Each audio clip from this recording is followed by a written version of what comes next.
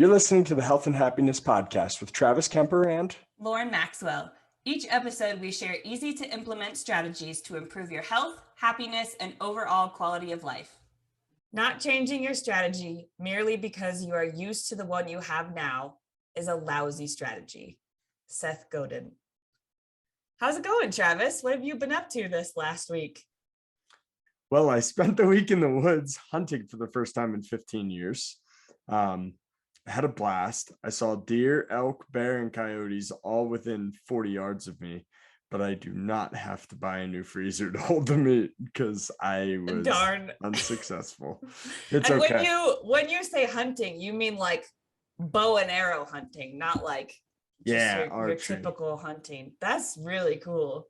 Yeah, it was so much fun. I was instantly addicted. I bet. As soon as I got out there, as soon as the first elk, I don't know if you realize this, but elk are like 600 to 800 pound animals.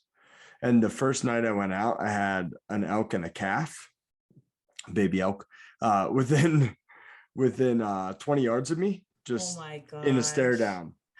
And it was pretty insane. Wow, so, yeah. That's so cool. It was fun. It was a lot of fun. Also, the football season is now in full swing. The high school team that I help out a little bit with is now 3-0. We have another big game against a local rival this Friday, and then next Friday we play the number 1 ranked team in the state. Oh my gosh. So that's exciting. We're currently the number 8 ranked team in the state in our division. So it's exciting. What's up, Lauren? Cool. How are you? Yeah, I'm excited. How are you? I'm good. This weekend was quite eventful, even though it's only Sunday. I feel like I did a lot within the first day of it. So I went to go see a pipe and drum competition, which, if you're wondering, I do mean bagpipes. My friend Jesse, who was on our podcast not too long ago, is in the Scottsdale Fire Department pipe and drum band, just in her free time, and they hosted a competition. So I've only heard pipe and drum bands once before, and that was because of her also when she was first getting into the band.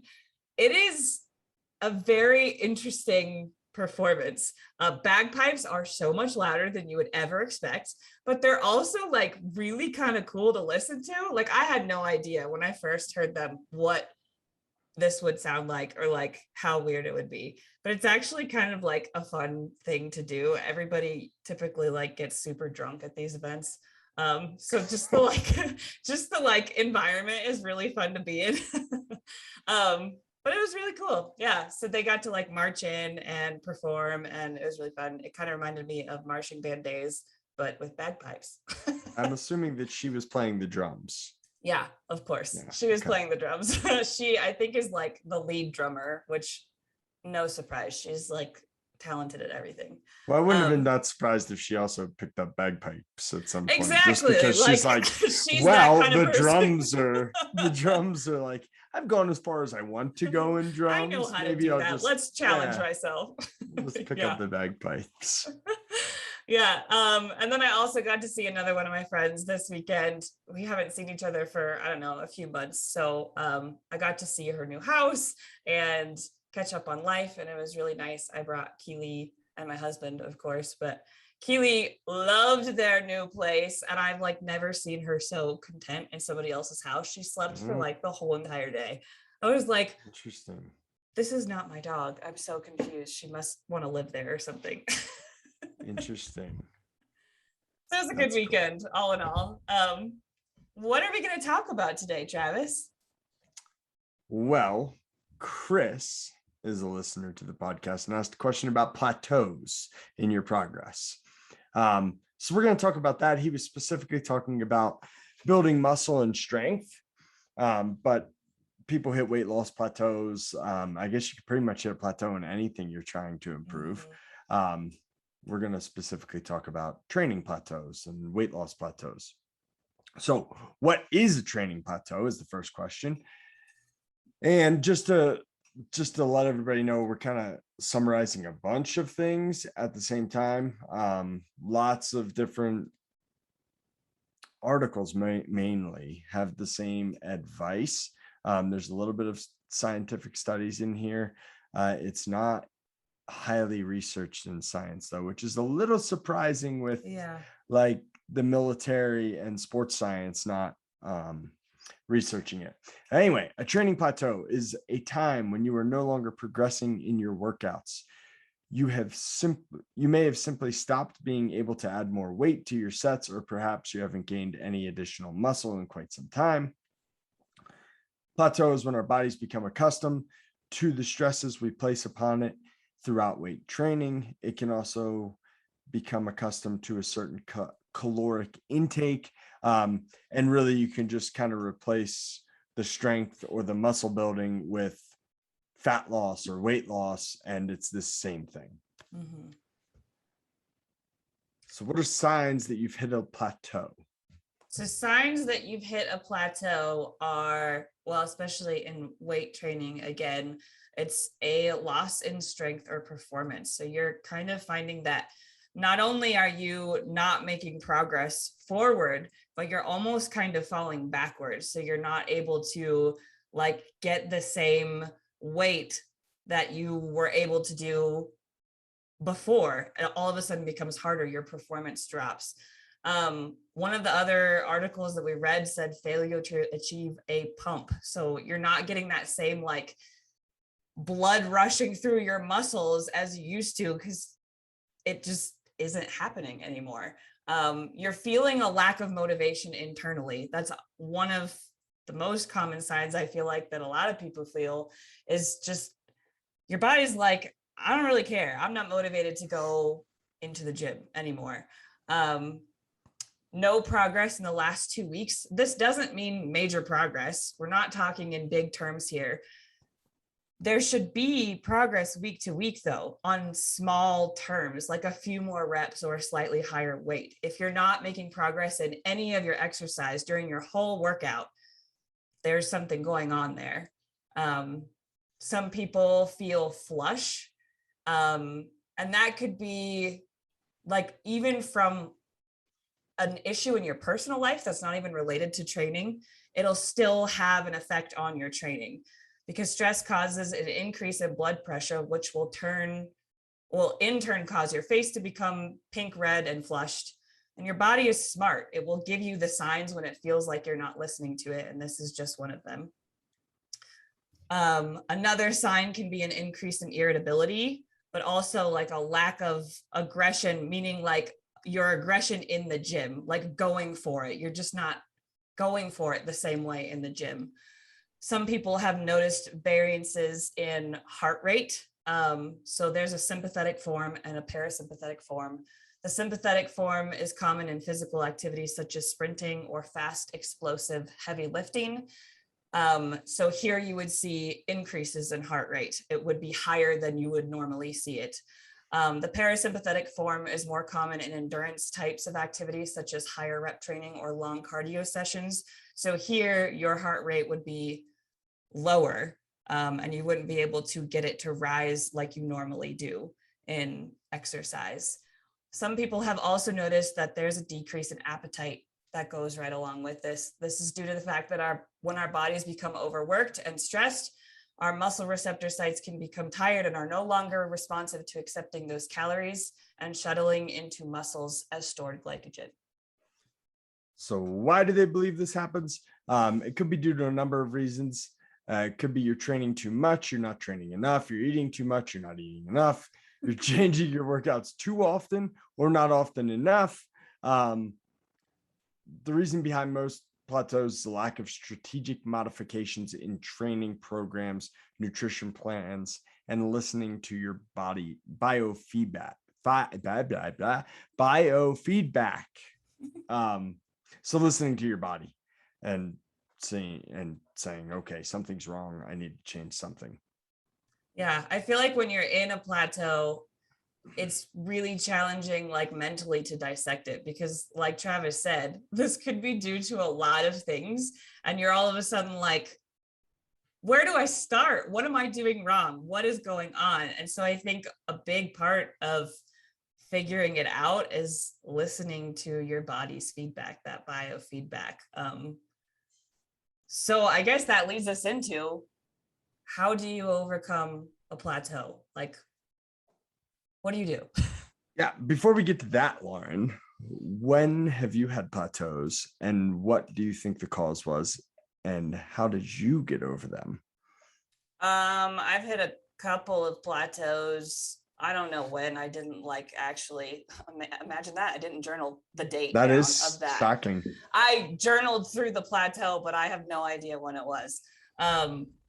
A lot of mine was definitely related to like personal stress in my life. So like not even necessarily like anything going on in my weight training specifically, but like factors that were in my personal life that I was so stressed out about that it indirectly influenced.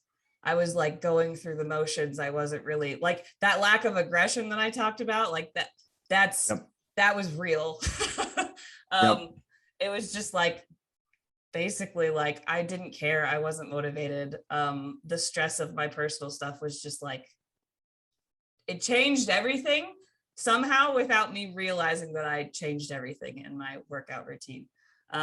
So a lot of my strategy when I am combating that, first of all, is figure out what's going on in my life and how can I reduce that stress. But a lot of times I'll go to bringing joy back into my workout routine. And that's my first focus. Cause a lot of it, again, is that like lack of motivation for me, that feels really real.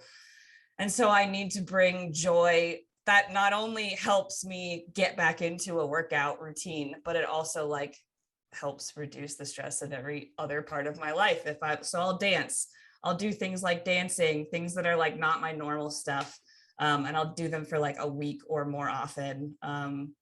And things like that, just so that I can change it up and then refuel my whole soul, decrease my stress level and increase my motivation, and then get back to my typical training routine. And then sometimes I'll change things up within that to like keep the spice of it going too. Yeah, mine are similar. I would say it's usually boredom is the big one. Boredom with my workout. If I'm doing the same thing over and over and over, I get bored very quickly. So I have to change up my workouts every week completely. I almost never do the same workout twice. Another one would be lack of sleep, which is usually correlated with more stressful times in my life. So yeah, those are my two big ones. And again, I just need to change it up. And if I'm not getting the sleep, I have to sleep. You have to sleep. You can't sleep like so run on an empty tank for your life, let alone like continue to deplete the resources that are very limitedly there by like working out on top of not sleeping. Sleep is so important. Yeah. And before I knew and learned how to train and what was important and how to eat, it was poor nutrition. For sure. Back in high school and stuff, I ate crappy. And as soon as I started eating, I ate crappy and I didn't eat near enough to sustain. And as soon as I started eating more, I was fine.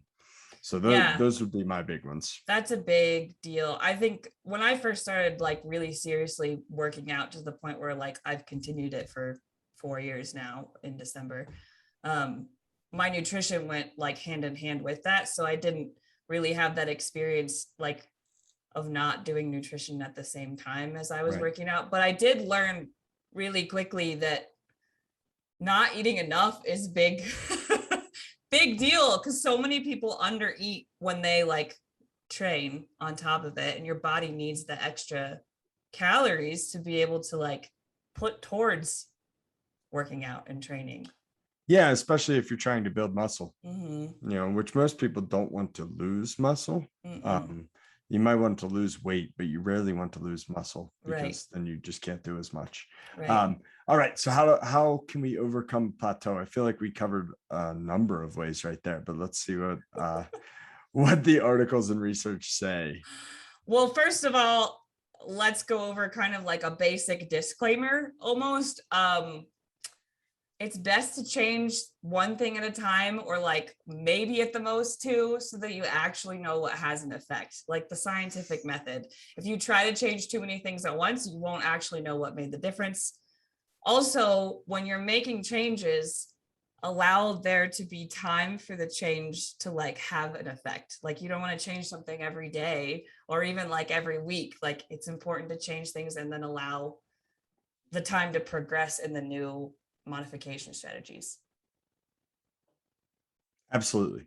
And you also need to overload your body in some way. If Yes. you're, especially if your goal is to build muscle again, you need to be pushing yourself. And same with, I mean, if you're exercising to lose weight, you need to be pushing yourself. Like going in on a short walk is okay, but if you get your heart rate up faster by doing an intense walk where you're kind of power walking, you will lose weight faster because you will burn more calories.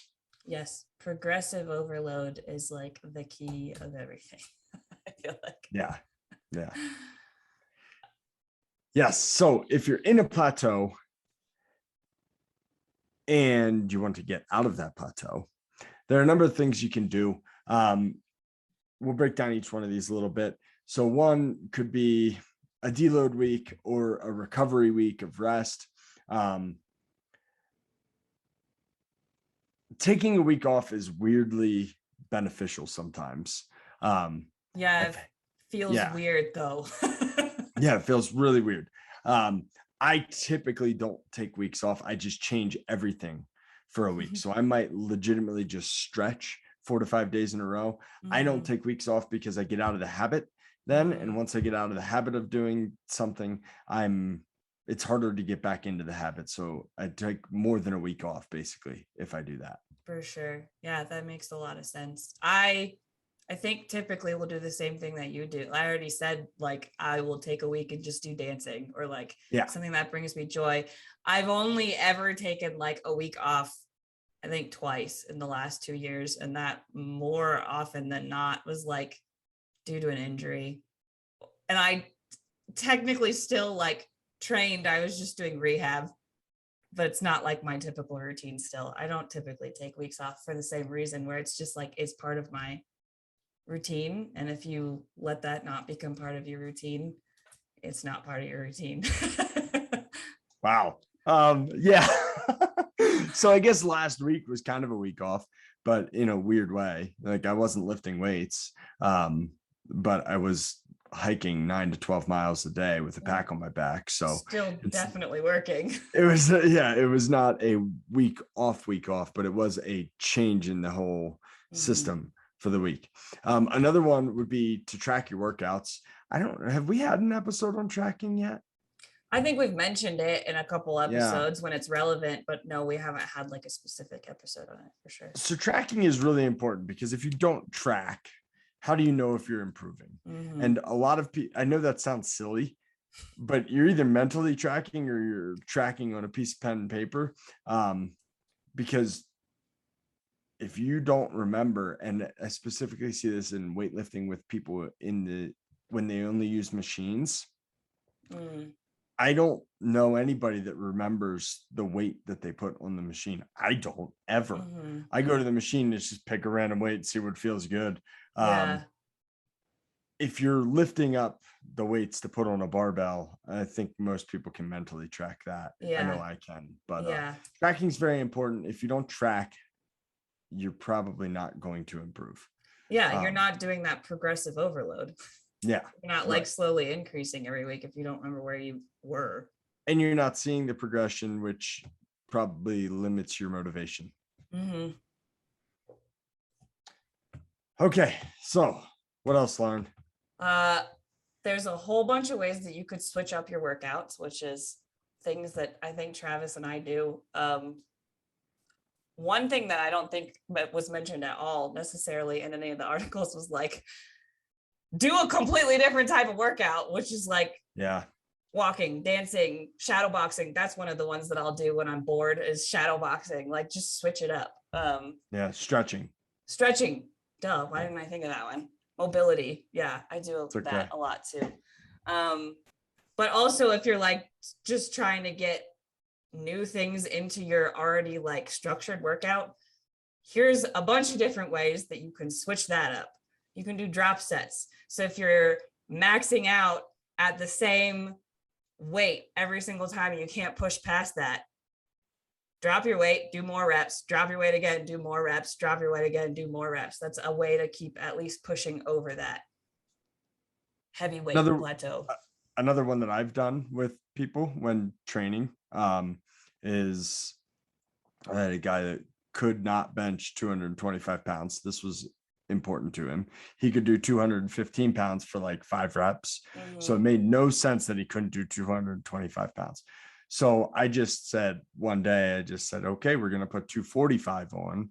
And we put that on and I helped him get it up.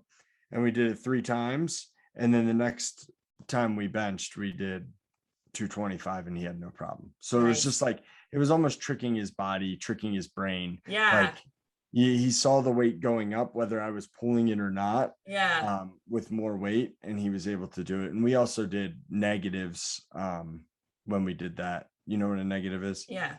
So a negative is when you're just really, really slow lowering of the weight. So he was really slowly lowering a bigger weight than he's ever done. And then he could go back the next week and he could do his 225, which was his goal.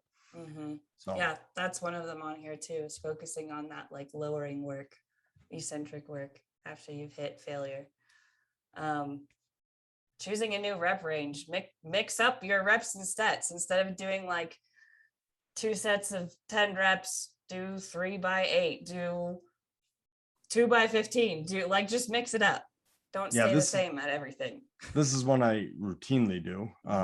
Like for instance, if I bench press, I might do a set in the same day of 3 to 5, and then I will do a set of 30 later. Right. So at the end of the bench, just to change it up. I get so bored so fast, so I have to change it up for myself. You can also change, like, bench press is just so easy. You can change your it's just so easy to visualize for people. You can change the way you do it. So for a bench press, you can go close grip instead of outside grip. If you're a runner, stop running for a day or a week and do it on the elliptical or the Stairmaster for a week, something else that is intense cardio, but it's a little bit different, and then see if you don't, increase your speed the next week when you return to running. Yeah, changing your foot position in squats, switching from barbells to dumbbells or from dumbbells to barbells, just changing things up. Experiment with different exercises altogether. Or you could do like supersets of like opposing muscle groups or even the same muscle groups for exercises back to back.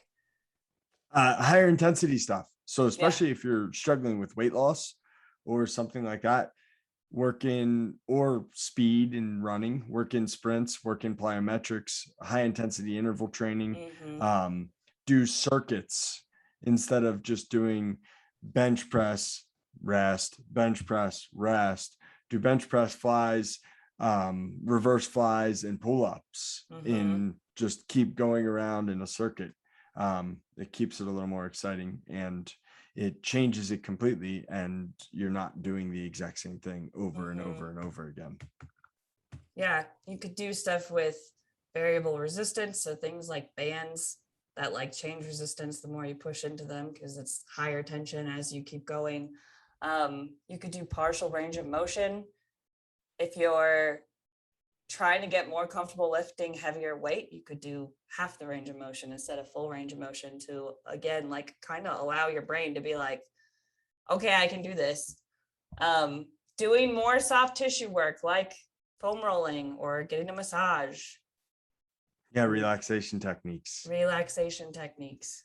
One that's not on here that should be is visualization. Visualization. I cannot talk today, Lauren. It's okay. We all know what you mean. Visualization. So yeah, see yourself improving. You can do that in your morning meditation if you're doing it. Yeah. Professional athletes do it. So you and I should probably do it too. If we want to improve. That's a really powerful one. I wonder if we should do an episode on like visualization on its own. That one's so interesting. Anyway. Yeah, good idea. Let's take a note.